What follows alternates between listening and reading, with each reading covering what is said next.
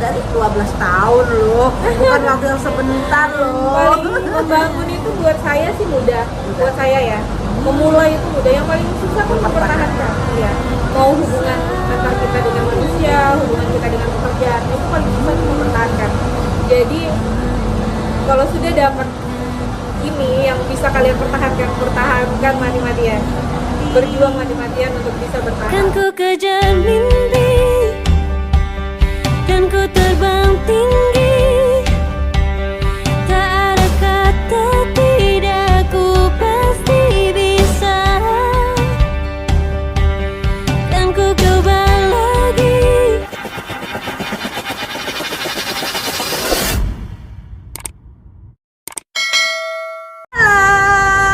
Assalamualaikum warahmatullahi wabarakatuh. Bertemu lagi bersama Bunda Anti. Di mana? Bunda Anti lagi ada di Samarinda. Tuh, lihat Bunda Anti kehadiran siapa nih? Kalau namanya ke Samarinda tahu dong, orang Kalimantan, cantik-cantik kan? Oh. Hari ini Bunda Anti hadirkan sahabat Bunda Anti di Samarinda yang pasti wow, menginspirasi ya. Jadi jangan lupa tetap tonton sampai selesai ya, karena banyak banget nih isinya, daging semua pokoknya untuk hari ini. Oke, kita kenal yuk sama sahabat Bunda Anti. Silakan. Halo, perkenalkan aku Aren, aku sahabat Bunda Anti sekaligus salah satu owner baby spa di Samarinda, salah satu. Jadi banyak yang punya ya. Jadi aku salah satunya. Salah satunya ya. Tapi yang paling the best loh salah. Pokoknya intinya adalah kalau ke Samarinda pasti orang pasti kenal surga susu. Insya Allah. Yang punya bayi ya. Yang punya bayi. Follow tuh surga susu apa? Surga Susu Spa Samarinda. Spa Samarinda. Udah berapa lama? 12 tahun Bu. 12 tahun. Baru ya kan? Baru 12 tahun. Berarti 12 tahun yang lalu belum tren dong. Ya, belum tren tapi udah mulai. Ada beberapa perintis sudah ada. Yang perintis pertama itu kan Mama Enjoy. Oh, Mama Enjoy Ya, Mama Enjoy ya, nggak apa-apa gitu. Ya. Jadi kita anak-anaknya lah gitu. Tapi sebenarnya Bunda Aren ini awalnya karena mungkin buat kebutuhan anak buka baby spa ini di tahun 12 tahun yang lalu ya, atau mungkin karena ada sesuatu. Bicara kepepet tadi ya. Oh, kepepet ya. Jadi sebenarnya ngerintis baby spa ini memang betul-betul effortnya luar biasa, karena waktu itu trennya tidak sebagus sekarang gitu. Yang kalau saya bilang, tapi apa ya, saya waktu itu memang betul-betul belajar dari apa ya Bun ya, kehidupan anak-anak di sini itu, di Samarinda itu rata-rata berkiblat sama Jakarta gitu, sama daerah besar. Oke. Ya, jadi di kota besar nih lagi tren apa nih ya? Ya, gitu ya. jadi waktu itu seperti itu, dan kebetulan juga banyak hal yang membuat saya membuka baby spa itu, ya itu salah satunya ya dengan utang-utang yang dengan utang-utang yang banyak gitu. Wow, kok bisa? Emang terselesaikan dengan utang-utang itu dengan bisnis baby spa? Iya, itu pertanyaan bagus tuh. Oh gitu ya. Apakah baby spa ini menjanjikan atau tidak? Kembali lagi, apakah kita komitmen? Sebenarnya usaha apapun itu sebenarnya harusnya komitmen ya. Jadi apakah itu menjanjikan? Saya bilang iya, itu menjanjikan, karena baby spa ini tidak semua orang bisa melakukannya. Memang butuh pelatihan-pelatihan khusus, trik-trik khusus gitu. Karena kita bicara tentang human kan, kita bicara tentang manusia gitu. Gitu Bu. Oke, jadi berarti kan dengan kata lain, dengan perjalanan buka baby spa harus ada skill, ada keterampilan. Tapi sebenarnya Bunda Aren ini basicnya apa nih jadinya? Basic Dari kesehatan? Ya, basicnya aku perawat. Oh, perawat Bunda Aren Terus gitu. aku melanjutin sekolah sebagai manajemen di SKM, manajemen rumah sakit, dan magister manajemen. Jadi Wow, aku tuh udah gitu. sarjana, udah tenaga kesehatan, punya bisnis juga, tapi nggak gengsian ya sepertinya ya. Rugi lah gengsian tuh. Kenapa Masalahnya ya Allah, duitnya itu berapa dia belas sini datang, come to mama. Ayo, rugi siapa? banget ya Iya kan? ya bener ya. Rugi banget. Makanya zaman sekarang nggak perlu gengsi ya. Benar, Tuh. gengsi itu rugi banget. Bunda Ares sarjana loh, udah sampai sarjana, udah S2 nih ya, waduh. Ya tapinya tetap masih mau berbisnis, mau dari rumah ke rumah juga dulu kan awalnya. Enggak ya, kita nggak main home care. Oh, nggak main dari home care, awal. Kita langsung memang klinik. langsung buka klinik ya, Oke. jadi memang langsung terjunnya di situ.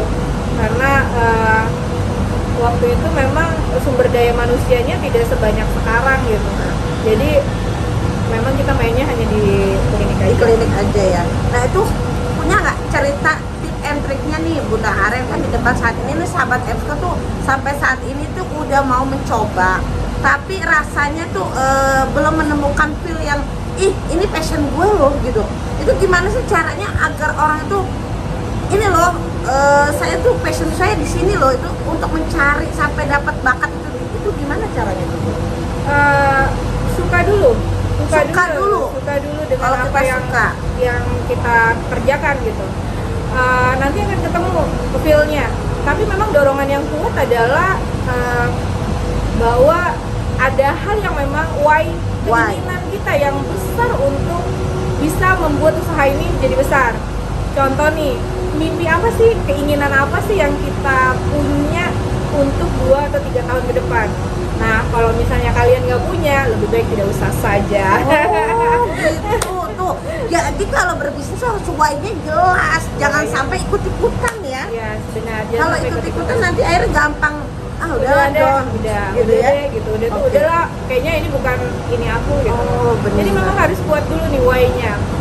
Mau usaha itu why-nya, kenapanya tuh harus kuat, harus digali nih. Dulu saya juga salah satu orang nggak pintar menggali why.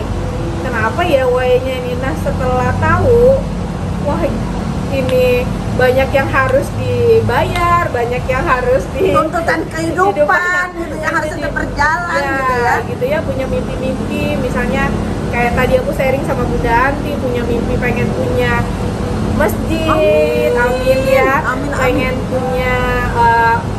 punya warung sedekah gitu ya, Amin. pengen banyak yang kita inginkan dalam hidup, maka usaha itu pun bakal jelas apa yang kita mau kerjakan. Tapi kalau nggak punya itu semua ya nggak ada. Contoh aja kecil, misalnya nih aku pengen anakku sekolah di tempat yang bagus, pasti kan kita cari tuh tempat bagus itu harga apa, Di mana bayarnya nih? Berapa sih bulanannya? Ya, Masuknya berapa? masuknya berapa. Ternyata kita bilang waduh gila ya, mahal banget gitu.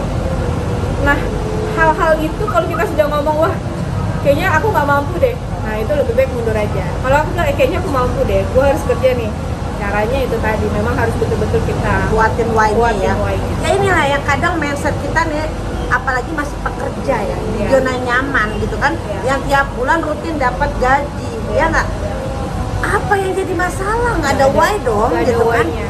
Nggak ada juga target untuk aku mau ini enggak, Betul, Kak. zona nyaman aja gitu. Tapi kalau kita sudah jadi entrepreneur, udah jadi pembisnis, why ini lebih kuat. Kenapa? Rasanya hidup ini pengen bermanfaat, Ya, ya nggak? betul. Pengen lebih banyak lagi yang kita ingin capai gitu. Jadi sedikit sharing Bunda Aren, Bunda Anti tuh pernah jadi karyawan gitu 15 tahun di rumah sakit, sampai akhirnya Bunda Anti cuma berpikir kalau Bunda Anti terus-terusan jadi karyawan, sepertinya Bunda Anti hanya rutinitas Iya. gitu kan. Akhirnya Bunda Anti bilang, wah kalau kayak gini-gini aja saya mungkin seperti maaf teman-teman saya yang lain, nggak ada perubahan Nggak ada gitu. perubahan. Nah akhirnya yang Bunda Anti sampaikan saat itu adalah why-nya adalah Bunda Anti ingin di usia Bunda Anti 40 tahun. Nah usia 40 tahun ini Bunda Anti ingin punya passive income. Nah Apa tuh Bunda pasti income? pertama yang Bunda inginkan adalah Bunda harus punya klinik gitu. Klinik yang Bunda capai adalah minimal punya karyawan. Nah dengan omset, nah jelas nih, Omsetnya harus jelas. jelas omsetnya berapa ya kan. Klinik tuh yang pasti pertama kali Bunda pengen punya klinik, punya karyawan, ya nggak, yang pasti ini kita punya banyak waktu sama keluarga. Karena jujur Bunda Anti merasa waktu itu suami Bunda Anti kan orang lapangan, operasional gitu kan, jadi jarang ada di rumah. Nah kapan nih waktu sama anak sama suami gitu. Nah jadi akhirnya setelah Bunda Anti resign, suami juga resign. Nah why kami berdua adalah pengen pagi hari bisa jalan apa ya kalau kita bilang senam pagi, jalan pagi. Nah why-nya adalah di usia 40 ini Bunda Anti pengen pagi hari bisa jalan pagi, jalan sehat. Terus klinik jalan, transferan ada, lancar. Dan Y-nya yang paling utama adalah kesehatan. Ya nggak? Pengen tetap sehat karena kalau jadi karyawan kayaknya stres kan ya. Iya ya. Nggak kan? Bener. Rutinitas kan. Berangkat pagi, pulang sore, besok mikirin lagi Sama. Minggu udah bahagia, Senin nih stres. Aduh, besok mau Senin lagi. Jadi kata Bunda Aren, Y-nya diperjelas. Y-nya harus kuat. Gitu, ya. Kalau Y-nya nggak kuat tuh kita kayak apa ya? Kayak dorong mobil mogok. Jadi biar bagaimanapun didorong nggak akan bisa maju gitu. Jadi percuma ikut motivasi apapun, ikut sekolah apapun, ikut training apapun, itu nggak akan masuk karena kita kayak dorong mobil yang mogok. Pernah ngerasa kan berat banget gitu. Nah jadi harus kuat dulu. Keinginannya apa sih yang kalian mau nggak sampai? Harus ada yang disakiti kata Bunda Adi. Benar. Jadi benar itu benar banget. Jadi ada teman punya cerita ya Bunda. Jadi karena dia hidupnya serba kekurangan, ya bukan ya karena keadaan orang tua sakit dia nggak bisa bantu karena dia sendiri pun nggak bisa gitu. Nah akhirnya dia bilang aku nggak bisa kayak gini. Ketika ibuku cuma minta obat Panadol ke puskesmas atau ke toko obat aja, aku kok nggak bisa ngasih Ren, dia bilang gitu. Ya memang harus kuat dulu apa sih sampai ibunya nggak ada kan. Udah nyesel ya. Itu nyesalnya luar biasa. Ke orang tua nggak ada. Berarti sahabat EBSCO yang hari ini, saat ini yang ingin mau berubah dengan kata lain ada perbaikan. Nah, diperkuat dulu tujuannya apa sih dalam berbisnis gitu ya. Nah, yang paling utama adalah siapkan ilmunya dulu. Ya enggak? Karena mau bagaimanapun saat kita sudah punya ilmunya, terutama yang misalnya contohnya teman-teman buka baby spa, berarti belajar dulu pijat bayi, pelatihan dulu, ikut pelatihan gitu ya. Jangan lupa di mana, di EBSCO ya. EBSCO ya. Alumni EBSCO nih ya. Nah, jadi ikut dulu pelatihan, dapat ilmunya. Dari dapat ilmunya nanti kita terapkan action. Ya nggak, jalankan dulu. Nanti kita akan ketemu polanya. Dan yang paling penting adalah satu, lingkungan juga Bunda Ellen. Ya nggak, jangan sampai kita ketemu dengan komunitas yang ya temennya ya maaf aja, ngapain sih lu ikut-ikutan Kayak gitu ya. baby spa, pasti kan banyak tuh orang-orang yang maaf ya mentertawakan, mau jadi tukang pijat lu misalnya gitu kan. Nah, lingkungannya juga dijaga, jangan sampai ketemu dengan lingkungan negatif. Jadi nggak jadi jalan. Nggak akan jalan kan. Yang tadi Bunda Aaron bilang kan, mobil didorong nggak bakal bisa, tapi kalau didorong nih sama dengan kekuatan dari diri kita, lingkungan kita mensupport, ya nggak? Yang tadi mobil mogoknya rame-rame, kita bisa jalan akhirnya. Karena apa? Karena disupport sama orang-orang di sekitar kita. Iya, benar. Jadi memang itu salah satunya tuh Y-nya harus kuat. Kalau Y-nya nggak kuat, tadi kita bilang nggak usah. Terus kalau nggak ada ilmu, jadi ilmu itu akan mengurangi banyak hal, mengurangi kerugian paling penting. Karena kalau sudah tahu ilmunya, kita tuh nggak meraba-raba. Kita tahu nih nanti cara buka usahanya seperti apa, kita tahu nih cara memijatnya seperti apa, kita tahu nih openingnya seperti apa, closingnya seperti apa. Jangan lupa, selagi masih nganggur, buatlah standar operasional prosedur sebelum membuka usaha. Itu penting banget. SOP ya, dibikin. Kalau Bunda Anti itu ada satu trik Bunda Aaron. Selain SOP, secara dokumentasi Bunda Anti selalu videoin. Ya. Jadi SOP itu ada, dokumentasi ada, Bunda videoin juga kegiatan itu. Jadi pada saat nanti ada karyawan baru, mereka tinggal lihat video aja.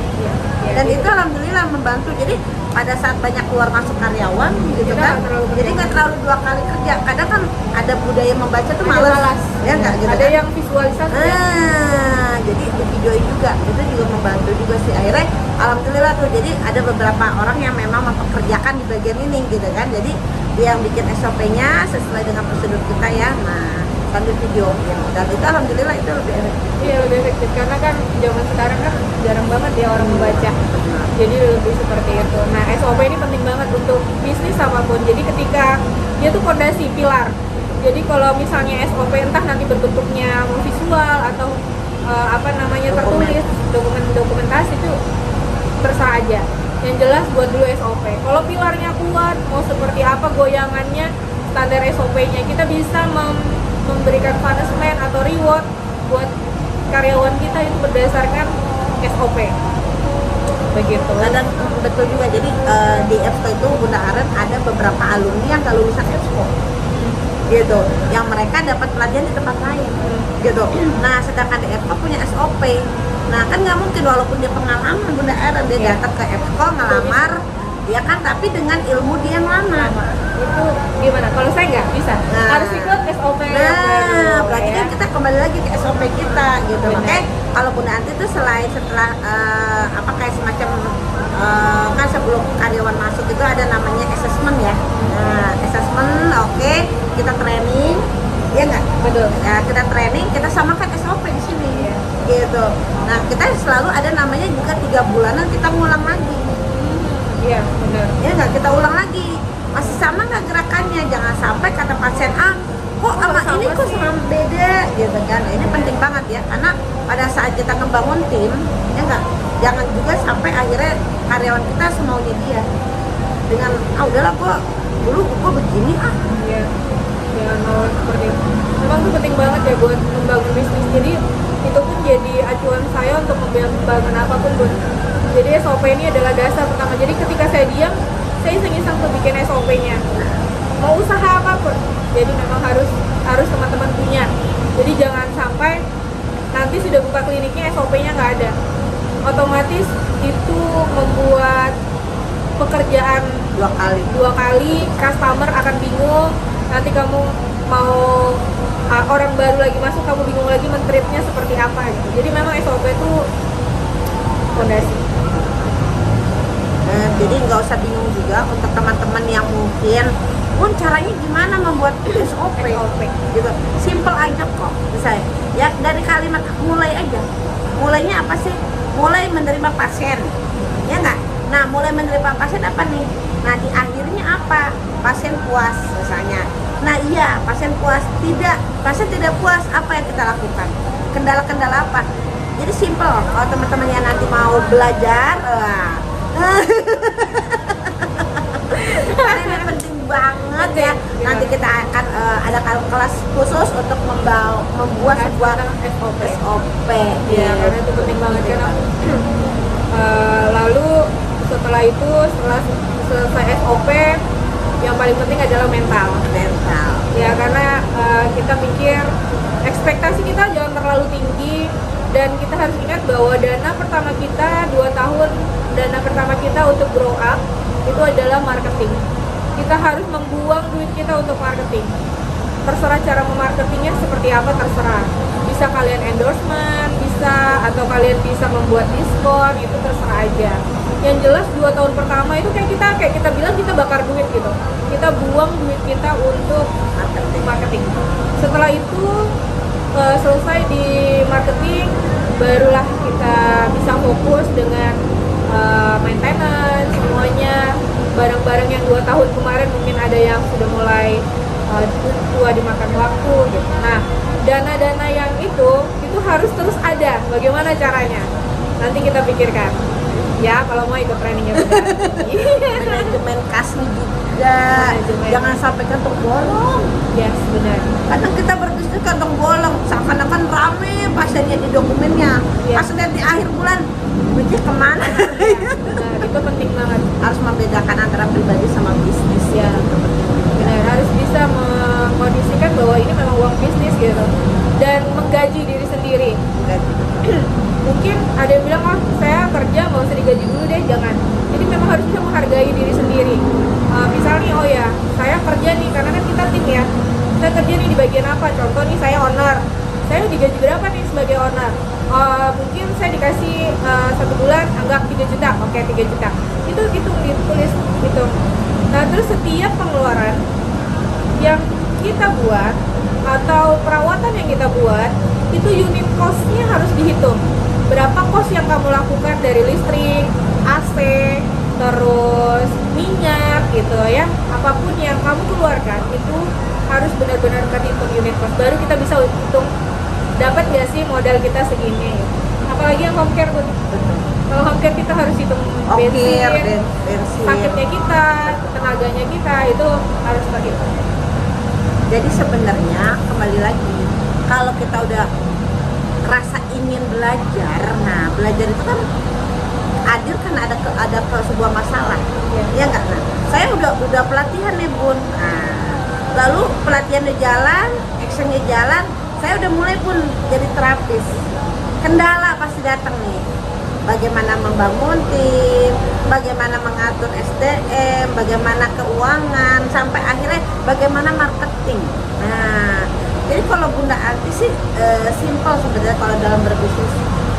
Bagaimana kita mau membuka diri, belajar dan belajar. Jadi jangan sampai puas, ya enggak? Dari satu ilmu yang kita udah pelajari, kita praktekkan, ya enggak? Kita jalankan. Nah, jalankan lagi kurangnya apa? Akhirnya tanpa kita sadari, ya kita kan jadi ahlinya. Dulu saya itu Bun ya, waktu mau tahu nih tentang kepuasan customer, kayak kita nyusun tesis aja. Jadi setiap tamu itu punten nih, saya langsung bilang, Bunda setelah kita mijet ya, saya mijet gitu, saya bilang, Bu bisa isi apanya, kuesionernya enggak gitu. Setelah isi, terus boleh dilipat, nggak usah dikasih nama, nggak apa-apa. Setelah itu yang ngisi kuesioner kita kasih gift. Itu untuk men-feedback gitu, karena dia akan memberikan respon apa terhadap kita. Dari hal-hal yang mereka tulis itu membuat saya jadi besar gitu. Banyak hal yang mereka bikin, kan mungkin mau menyampaikan secara langsung kan gak enak, mungkin sama aku nggak enak nih sama Mbak Aren karena udah lama kenal gitu.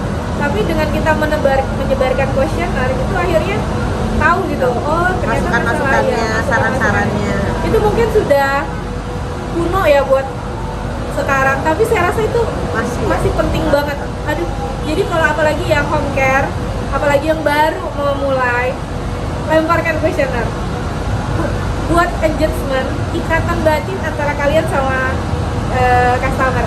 Jadi jangan ada sungkan-sungkan gitu sama mereka, maksudnya timbal balik aja, ngobrolnya seperti biasa. Mungkin hal itu yang saya lakukan ya Bun ya, sama seluruh customer surga susu yang pernah ketemu saya pastinya.